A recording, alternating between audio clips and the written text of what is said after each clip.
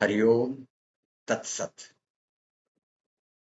एक अरसे से मैं विचार करता रहा अपनी इस किताब पर चर्चा का।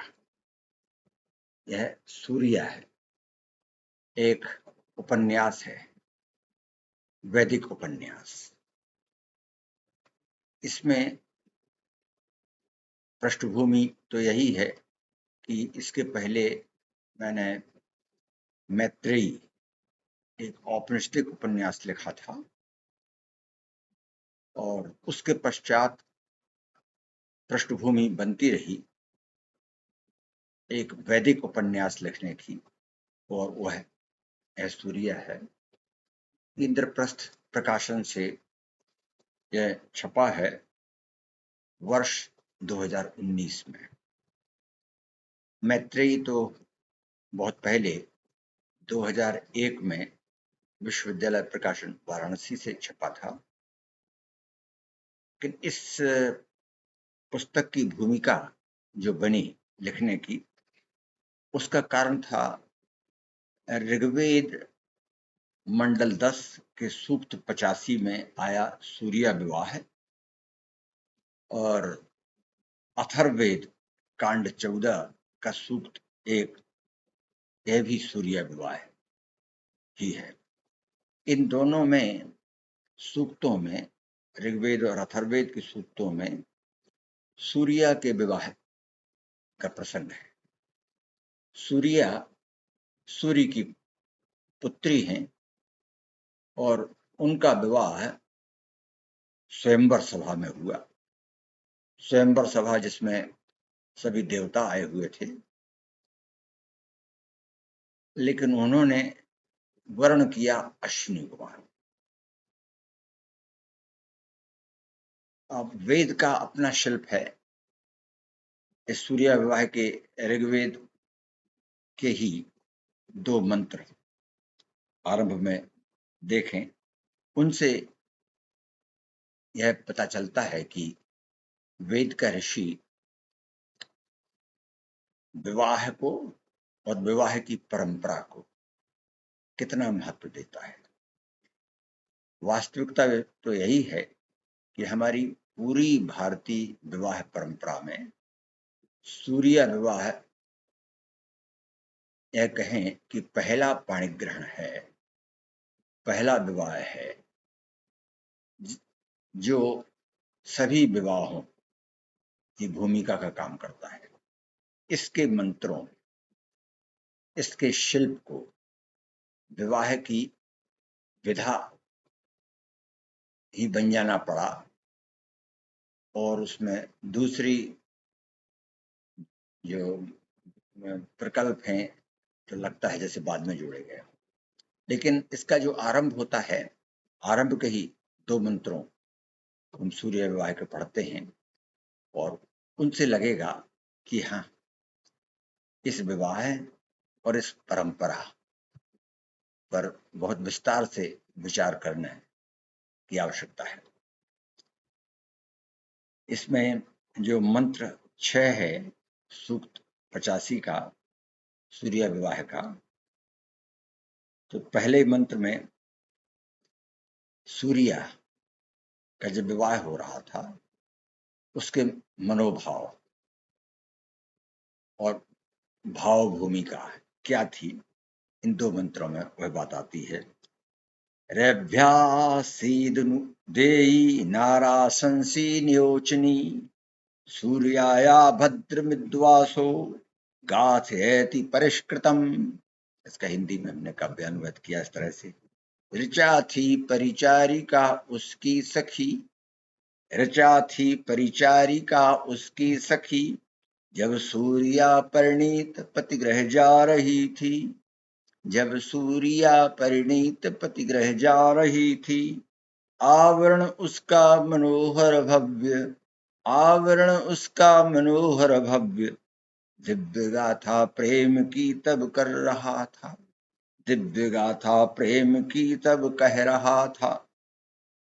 चित्तिरा उपवरहणम, चित्तिरा उपवरहरणम चक्षुरा अभ्यंजनम, चित्तिरा उपबर्हणम चक्षुरा अभ्यंजनम द्यौभूमिकोश आसीद यद्याद सूर्यापतिम द्यौभूमिकोश आसीद यद्याद सूर्यापतिम चारुचित आभरण अंजित नयन चारुचित आभरण अंजित नयन धन पृथ्वी गगन थे उसके चारुचित आभरण अंजित नयन धन पृथ्वी गगन थे उसके उस समय जब सूर्या परिणीत पति के भवन प्रस्थान करने जा रही थी। इसमें सूर्या का विदा लेना अपने पतिगृह जाने के लिए, और पतिगृह जब पहुंच जाती है तो यह एक आश्चर्यजनक तथ्य है कि सूर्या विवाह जो अथर्ववेद में कांड 14 के सूक्त 1 में है, और उसका जो पहला मंत्र है वह पहला मंत्र ही बड़ी अद्भुत बात करता है, और यह इस विवाह की परंपरा की गरिमा के महात्म के कहें कि हम सार तत्व को इस तरह से प्रतिष्ठित करता है। यह 44वां मंत्र है इस सूक्त का, सूक्त 1 का। साम्राज्ञेऽधिश्वसरेषु साम्राज्ञेऽधिश्वसरेषु सम्राज्युत देवऋषु साम्राज्ञेऽधिश्वसरेषु साम्राज्युत सम्राज्युत देवऋषु ननान्दुः साम्राज्ञेऽधि ननान्दुः साम्राज्ञेऽधि सम्राज्युत स्वश्रवः। इसका काव्यानुवाद है, ससुर की स्वामी बनो। आशीर्वाद दिया जा रहा है सूर्या को, बहू को, वधू को पतिगृह पहुंचने पर। ससुर की स्वामिनी बनो तुम अधीश्वरी देवरों की, ससुर की स्वामिनी बनो तुम अधीश्वरी देवरों की, ननद की रानी महारानी रहो सासू की तुम बनकर, ननद की रानी महारानी रहो सासू की तुम बनकर। इन सूक्तों के जो मंत्र हैं और इनमें जो विवाह की विधियां दी गई हैं सूर्या के विवाह की, किस तरह से सूर्या का स्वयंवर हुआ, कैसे सूर्या ने पति का वर्ण किया, किस तरह से विदा हुई, सूर्य ने किस तरह से पुत्री की विदा की, और उन्होंने पुत्री के सुख के लिए क्या विधान किया, क्या सामग्री भेजी विवाह के पूर्व ही, ताकि उनकी पुत्री सुखती रहे, किस तरह से देवताओं ने आशीर्वाद दिया, किस तरह से पड़ोस की महिलाओं, भद्र महिलाओं ने मंगल गीत गाए, किस तरह से वधू का सत्कार किया, और कैसे बृहस्पति आदि देवता उस वधू को आशीर्वाद देते हैं पुत्रवती होने का।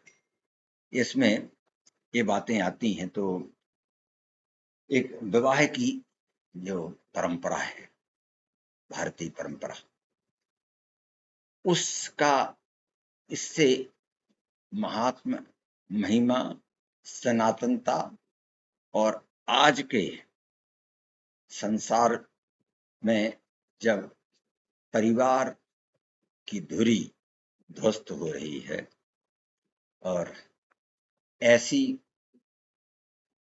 बातें बाहर से दूसरी जो बहुत पश्चात विकसित और अर्ध विकसित और प्राय अविकसित स्थितियां हैं वहां से ग्रहण की जा रही, ली जा रही हैं, जिनमें भौतिकता, घोर भौतिकता, एकांतिकता, स्वार्थ, ये सब स्थितियां बनी हुई हैं। तो उसमें एक बड़ा भारी कंट्रास्ट दिखाई देता है और ऐसे लोगों को इस दिशा में झांकने की, आज विचार करने की बड़ी आवश्यकता है, बहुत महत्वपूर्ण आवश्यकता है कि यह जो परंपरा है, भारतीय परंपरा, और इसका निर्वाह आज भी हो रहा है, आज भी हो रहा है भारतीय व्यवस्था में, और बड़े पैमाने पर हो रहा है। कुछ छुटपुट जो मामले आते हैं वो दुष्प्रभाव में कहीं आते हैं, लेकिन इसका आज भी यह प्रभाव बना हुआ है। तब इसका मतलब ये है कि इसमें कुछ बात तो है, और उस पर हमें आज देखने की, झांकने की आवश्यकता है। वह क्या है कि जब ये इस व्यवस्था को आज सनातनता की धुरी के रूप में सदा से स्वीकार किया जाता रहा है, और आज भी उसे महत्वपूर्ण और स्वीकार्य, आवश्यक और प्रकृति की व्यवस्था जैसे दैवी व्यवस्था हो, उसके अनुरूप माना जाता है। इस पर विचार करने की आवश्यकता है, और इसी भूमिका में मैंने इस किताब को लिखा था। इसकी भूमिका में जो संक्षेप में कहा था, उसमें एक हमने यहाँ उदाहरण मनुस्मृति का दिया है। मनुस्मृति में 3:55 में एक बहुत प्यारा श्लोक आता है, पितृभिर्भ्रातृभिश्चैतः पतिभिर्देवैस्तथा पूज्या भूष्य भूषेतव्याश्च बहुकल्याणीप्सुभिः। जब वधु पति के घर पहुंचे, तब अर्थात पिता, भाई, पति और देवर की स्त्री का सत्कार, आभूषण आदि से वधु को अलंकृत कर करना चाहिए। इससे बड़ा शुभ परिणाम होता है। वह सम्राज्ञी शुश्रे भव, सम्राज्ञी शश्वाम भव, ननंदारी सम्राज्ञी भव, सम्राज्ञी अधिदेवऋषु।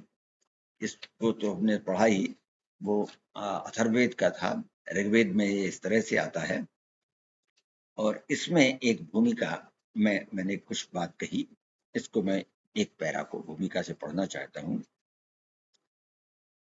वैदिक धारणा में नर सत्य, नारी रथ तत्व है। सत्य आग्नेय है, जबकि रथ सौम्य है।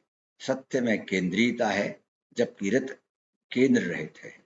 नर की यह केंद्रीयता उसका कामना धन, उसके विस्तार की परिधियां बनाता है। मनुष्य के विस्तार का यह वृत्त भौतिकता से आध्यात्म तक को आवृत करता चलता है। दाम्पत्य जीवन में इस प्रकार अध्यात्म स्वतः समाविष्ट हो जाने की संभावना है। समय के साथ संकल्प समर्पिता पत्नी पुरुष में विरक्ति का भाव उत्पन्न करती है। यह कार्य अन्य दूसरी स्त्री किसी अन्य पुरुष के लिए कदापि नहीं कर सकती। इस प्रकार अपने निश्रेयस का मार्ग प्रशस्त कर पाना एक दंपति को सहज हो जाता है।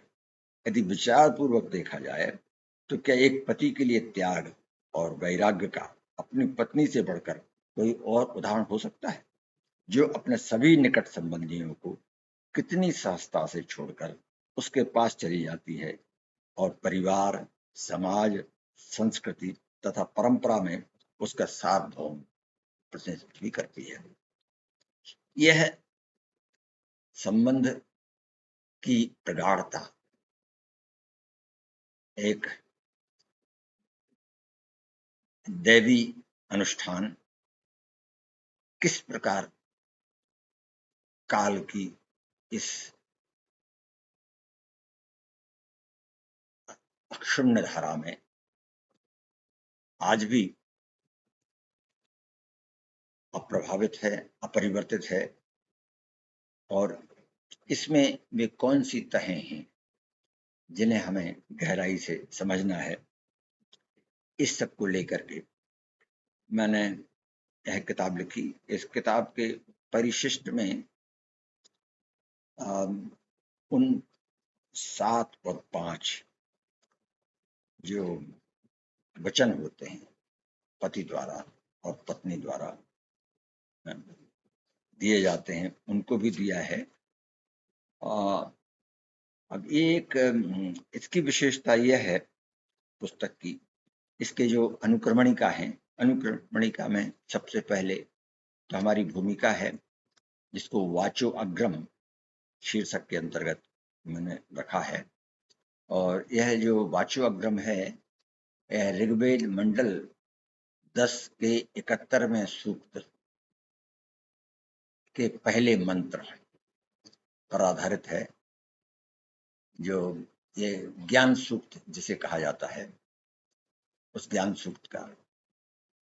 और उसमें जो भाषा, अव्यक्ति, विचार, इसके उद्गम की जहां बात आती है, बोलते आनभ में शिशु नाम देकर वस्तुओं को जो ले, वह गिरा जो प्रकट होती है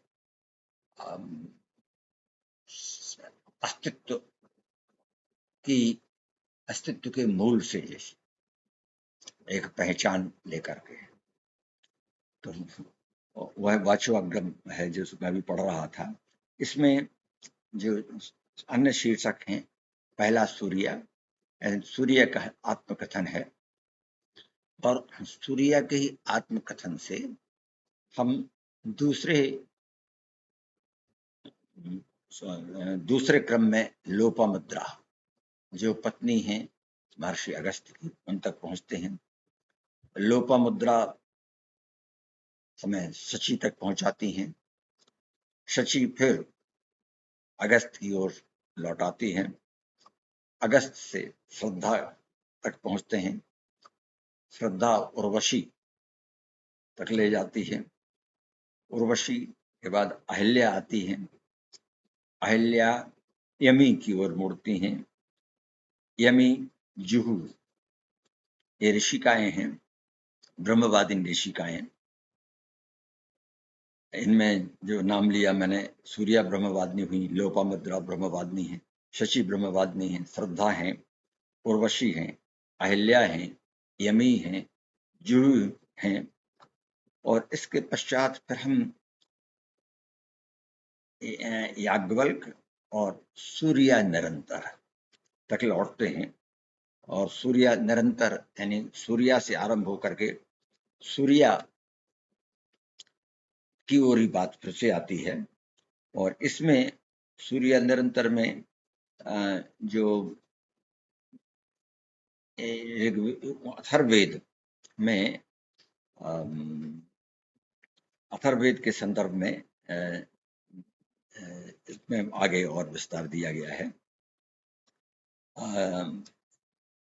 इसमें जो अथर्ववेद का एक सूक्त, इस जो 14 और एक सूक्त है विवाह के सामाजिक पक्ष का, सूर्य निरंतर में इसमें हमने कहा है, जो कह रही है सूर्या, एक बार मैं पुनः अपने विवाह प्रसंग पर लौट रही हूँ। ऋग्वेद के काव्यात्मक और वायवी शब्द चित्रांकन के स्थान पर अथर्ववेद का सूक्त 14:1 विवाह के उसी सामाजिक पक्ष का प्रतिनिधित्व करता है जो सनातन समाज की आवश्यकता है। अपने पितृ परिवार से विदा होते हुए कौन ऐसी बेटी होगी और कौन ऐसा परिवारजन होगा जिसकी आंखों में आंसू नहीं छलकते। किंतु मुझे उस समय सुने गए उस ऋषि के भी शब्द आज अच्छी तरह याद हैं, जो इस पूरे घटनाक्रम को इस तरह छंदबद्ध कर रहा है। सभी रोते विदाई पर कि जब कोई स्वजन पथ दीर्घ जाता है अलग हमसे। सभी रोते विदाई पर कि जब कोई स्वजन पथ दीर्घ जाता है अलग हमसे। किंतु माता पिता को भी प्रीति कर तेरी विदाई, यज्ञ जैसी तुम्हें पति का साथ हो सुख कर। यह आशीर्वाद ये मंत्र 46 में सूक्त 14 इसका पहला सूर्य विवाह का अथर्ववेद 14:1-46। इसमें एक और संदर्भ दिया है छोटा सा। मैं मानती हूं यदि विवाह को अनुबंध रूप में ही स्वीकार किया जाना है, सूर्या इसमें कह रही है, मैं मानती हूं यदि विवाह को अनुबंध रूप में ही स्वीकार किया जाना है तो सबसे बड़ी साक्ष्य तो इन महाभूतों आकाश, वायु, अग्नि, जल और पृथ्वी की ही आवश्यक है, जो सभी काल और स्थान के परे समष्टि की स्मृति को संजोए रखते हैं। इस तरह मेरे विवाह पर ऋषियों का यह साक्ष्यांकन मुझे आज भी आश्वस्तकारी बना हुआ है। देवस्ते सविता हस्तम गृहणातु, देव सविता करें पाणि ग्रहण, सोम राजा तुम्हें दें संतान सुख, भाग्यवर्धनी भारिया हो साथ, वय की पूर्णता तक अग्नि दें आशीष ऐसी आज। अथर्ववेद 1:14-49 में। इसमें और भी हैं बातें। ये सूर्या ये कहती है यहाँ, मेरे संदर्भ में तो एक पवित्र बंधन ही सिद्ध होता है जो मुक्ति के साथ साथ चारों पुरुषार्थ धर्म, अर्थ, काम और मोक्ष का मार्ग होता है। मेरे पति सोम ने मेरे पाणि ग्रहण के समय यही घोषणा की थी। प्रकृत्वा मुंचामि वर्णस्य पाशात्, प्रकृत्या मुंचामि वर्णस्य पाशात्, खोलता हूं मैं तुम्हारे वर्ण बंधन, जिनसे देव सविता ने तुम्हें बांधा। खोलता हूं मैं तुम्हारे वर्ण बंधन, जिनसे सेव्य सविता ने तुम्हें बांधा। मार्ग यह गमनीय, विस्तृत लोक यह, धर्मचारिणी तुम रहो साथ मेरी सर्वदा। यह वचन होता है। तो ये वर्ण तो वेद के नियामक देव हैं, अतः उनके नियम दोनों ही स्थितियों में प्रवर्तनशील हैं, वह चाहे जन्म से संबंधित परिवार हो अथवा जीवन यात्रा का सहयात्री पति। आज मैं यह भी विचार करती हूँ, सूर्य कह रही हैं, आज मैं यह भी विचार करती हूँ कि क्या यह बंधन वास्तव में बंधन ही है, और क्या इस बंधन में उतनी ही कसावट है जितनी कि पितृकुल के बंधन में थी। पितृकुल का बंधन एक अर्थ में बहुत नैसर्गिक और अप्रतिम था। एक कन्या अपने माता पिता, भाई बहन आदि से जन्मना संलग्न है तथा इन सबसे उसका संबंध एक पेड़ की जड़ और शाखा प्रशाखाओं की तरह होता है। उसके शरीर की संरचना, उसके इंद्रिय, मन, बुद्धि और यहाँ तक कि प्राण के संचार की गति की समतुल्यता को भी परखा जा सकता है। इसके स्थान पर पुरुष के प्रति उसमें उत्पन्न पत्नीत्व का एक स्वीकार के अतिरिक्त और होता ही क्या है। इससे उसमें उक्त भौतिक अथवा मानसिक कोई परिवर्तन कहाँ उत्पन्न होता। यहाँ तक कि यदि वे पृथक हो जाने का निर्णय लेते हैं तब भी उनमें कोई परिवर्तन दृष्टिगोचर नहीं होता। सब वह क्या है जो उसे पति के साथ कहीं अधिक तीव्रतर घनिष्ठता से आबद्ध करता है। इसका उत्तर संक्षेप में आप कह सकते हैं कि पति पत्नी एक दूसरे में अपनी आकांक्षित पूर्णता की अभिव्यक्ति पाते हैं तथा इस तरह वे अपने समन्वित विस्तार के साक्षी बनते हैं। जिस तरह चकवा और चकवी एक दूसरे में तल्लीन रहते हैं, दंपति की तुलना उसी से की गई है। अथर्ववेद के 14:2-64 में इसके बाद के सूत्र में चक्रवाकेव दंपति, और मैं सूर्या ऋषि अथर्वन का यह मंत्र आज भी मेरे इसी मिट्टी पटल पर अंकित रहकर मेरे कानों में गूंज रहा है। ये सूक्त 2 का है, इसी का शिवा नारियमस्त मागन्निम धाता लोक मत्स्यदेश तपर्येमा भगो अश्विनो भा प्रजापति प्रजया वर्धतु। कल्याणकारिणी यही देवी विधाता द्वारा प्रशस्त पथ पर अरिमा, भग, अश्विनी कुमार और प्रजापति के संरक्षण में सृष्टि विस्तार करती है। संक्षेप में आज इस पुस्तक पर हमने चर्चा की। विचार तो और भी हैं, लेकिन इस चर्चा की सीमा में मैं इसे यहीं समाप्त करता हूं। आप सबने इसे सुनेंगे, यह मुझे बड़ा हर्ष का कारण बनेगा। बहुत बहुत धन्यवाद।